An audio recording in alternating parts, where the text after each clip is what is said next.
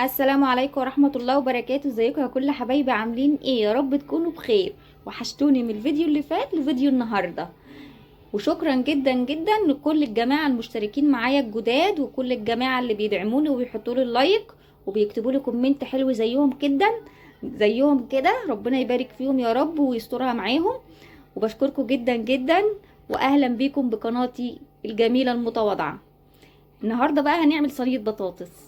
صينيه بطاطس كده بالفراخ، بشويه فراخ كده وشويه رز وشويه سلطه. يلا نشوف احنا عملنا الكلام ده ازاي. يلا بينا. هنعمل بقى صينيه بطاطس اهي. خرطت بطاطس وجزر، هحط فيها شويه خضر فلفل اخضر كده، بصل شرايح اهو، فصين توم مخرطاهم خرط صغيره كده، التوابل كمون فلفل ملح بابريكا بهارات لحمه كزبره ناشفه اهي، كل البهارات. منساش معلقتين الزيت اهما. اقلب كل ده كده مع بعضه اهي يا جماعه، كلها ني في ني. طبعا مش بنعملها كده ونسبكها ولا حاجه، كلها ني في ني. واقوم حاطه القوطه اللي انا ضربتها في الخلاط اهي اهو يا جماعه. اروح بقى احطها على النار، وبعد ما تغلي بشويه اقوم حاطه لها مغرفتين شوربه.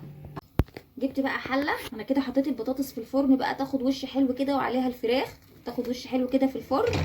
هجيب بقى حله واحطها على النار واحط فيها مواد دهنيه، اي ماده دهنيه تعملي رز سمنه، رز على سمنه اللي انت عايزاه. وحطيت ايه قيمه اهون شويه ايه، نص كوبايه شعريه. وغسلت الرز، اعمل بقى شويه شعريه شويه رز كده جنب شويه سلطه وكده اهو. خدت لونها اهي حلو اهي. انا بحبش اغمقها قوي، اخليها لونها جميل تحفه كده اهي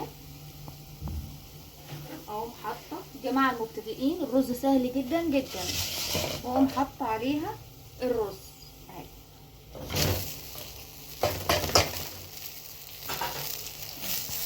واقلبه واحط له الملح اهو،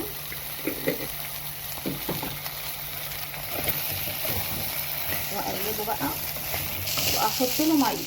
انا عامله 3 كوبايات رز، يبقى هعمل لهم 3 كوبايات ميه، 3 ونص.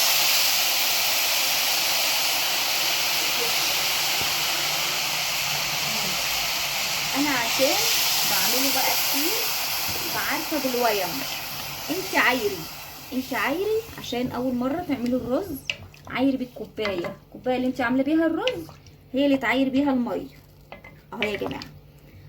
انا بعرف ازاي اهو، حسب الرز اللي معايا بعرفه سواء بيشرب ميه او ما بيشربش ميه. طب انا مش عارفه اذا كان ما بيشربش ميه اهو، هخلي كده الرز كده غطسان بس، حاجات بسيطه حاجات بسيطه وهسيبه بس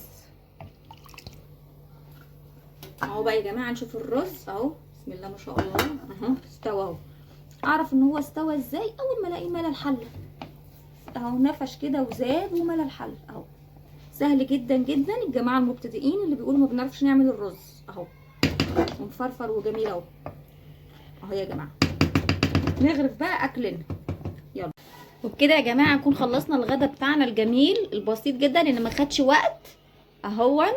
عملنا صينيه البطاطس بالفراخ معاها شويه رز كده بشعريه، حاجه جميله جدا وبالهنا والشفا. وما تنسوش يا جماعه لو عجبكم الفيديو تحطوا اللايك وتشتركوا معايا في القناه. باي باي.